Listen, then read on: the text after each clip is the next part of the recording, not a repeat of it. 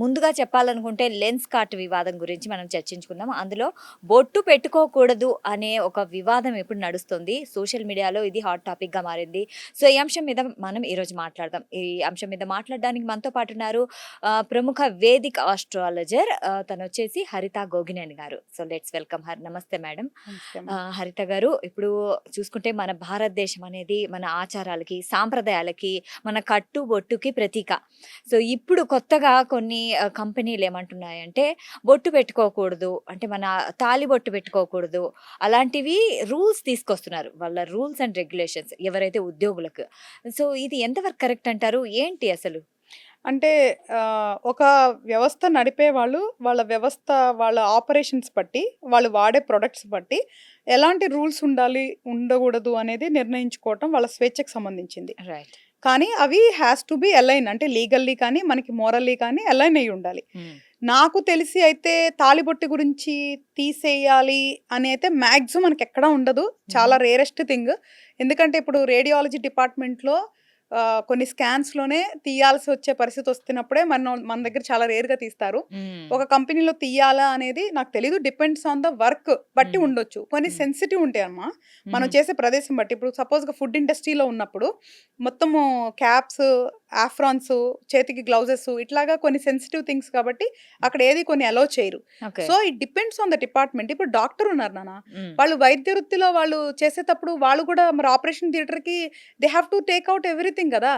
So అక్కడ సాంప్రదాయాన్ని కించపరుస్తున్నట్లు కాదు, ఆ వృత్తికి దానికి కావాల్సిన దానికి గౌరవిస్తున్నట్లు.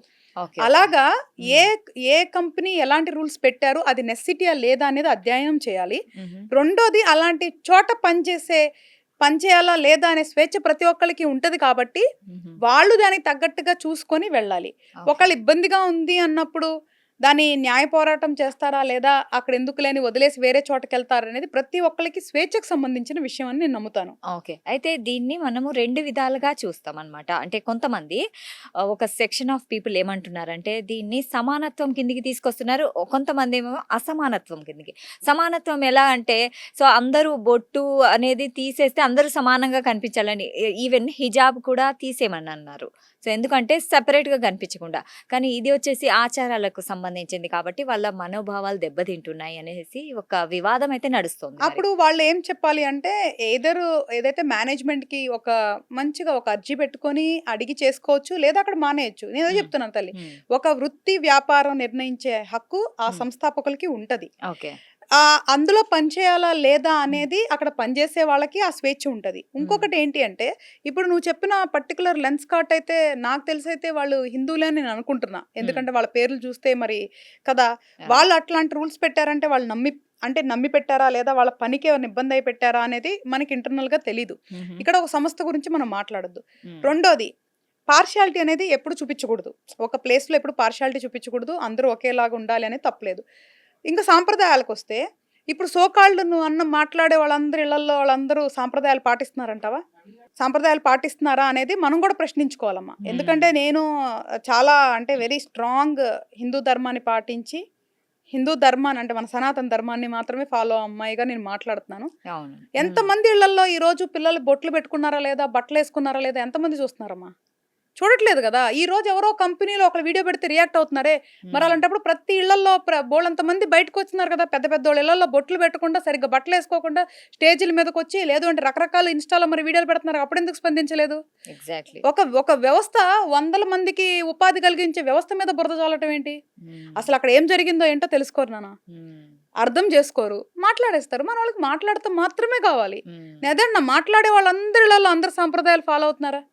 ఇప్పుడు నువ్వు ఉన్నావు లేదా నేనున్నా, నేను ఎవరన్నా పెట్టుకోలేదు, బొట్టు పెట్టుకోలేదు, సరిగ్గా బట్ట కట్టుకోలేదంటే మాట్లాడే హక్కు నాకుంది. ఎందుకు? నేను బొట్టు పెట్టుకుంటా, బట్ట సరిగ్గా కట్టుకుంటా కాబట్టి మనం వేరే వాళ్ళని ప్రశ్నించే హక్కు ఉంది. ఎవరికి ప్రశ్నిస్తున్నారు అసలు? ఫస్ట్ వాళ్ళకి హక్కు ఉందా అనేది నాకు కొంచెం క్యూరియాసిటీగా అడుగుతున్నాను. అమ్మా, ఇంకా మన ప్రపంచంలో బోలెని సమస్యలు ఉన్నాయి, మన దేశంలోనే బోలెని సమస్యలు ఉన్నాయి. సిస్టంలో చూసుకో, ఆడపిల్లకి చూసుకో, చాలా సమస్య. ఆడపిల్లలకి చాలా సమస్యలు ఉన్నాయి. సెక్యూరిటీ లేదు, సేఫ్టీ లేదు.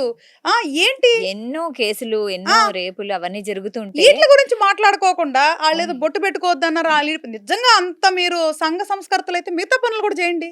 హ్మ్. ఆడవాళ్ళ కంటే మించిన పెద్ద పనులు ఏమున్నాయి? మాకు ఆడవాళ్ళ సేఫ్టీ కంటే మించిన పెద్ద పనులు ఏమున్నాయి? అదే కదా! ఎవరు పట్టించుకున్నారు? ప్రతి ఇంట్లో ఆడవాళ్ళు ఉన్నారు. ప్రతి ఎమ్మెల్యేలకి, ఎంపీలకి, సీఎంలకి, పీఎంలకి అందరికీ ఉన్నారు. ఓకే. మన మోడీకి తప్ప. సో, అందరికీ పిల్లలున్నారు. ఇలా బయట కనీసం ఒక సంస్థని క్రియేట్ చేయండి. ఆడపిల్లలు సరిగ్గా స్వేచ్ఛగా తిరిగే ఒక సంస్థని క్రియేట్ చేయండి. హ్మ్. ఇబ్బంది పడకుండా అబ్యూస్ లేని సంస్థ క్రియేట్ చేయండి. దాని గురించి కాకుండా ఎవరో సంస్థ పెట్టుకొని వాళ్ళు బాగుపడి 10 మందికో, 20 మందికో ఉద్యోగం ఇస్తే వాళ్ళెవరో బొట్టు పెడితే వాళ్ళ పేరు తీసుకొచ్చి చేయటం అనేది ఎంతవరకు సమంజసమో నాకు తెలీదు గానీ, సాంప్రదాయాల గురించి మాట్లాడాలంటే ఫస్ట్ డెఫినిట్‌గా అర్హత ఉండాలమ్మా. అవునవును. హ్మ్. సో, అంటే ఫస్ట్ బొట్టు పెట్టుకొని తప్పులు చేస్తే తప్పులేదా? కరెక్ట్. మీరనింది 100% కరెక్ట్. ఆ అమ్మాయికి బొట్టు పెట్టుకోవద్దన్నా హ్మ్. అక్కడ గౌరవంగా చూసుకున్నారో లేదో చూడండి.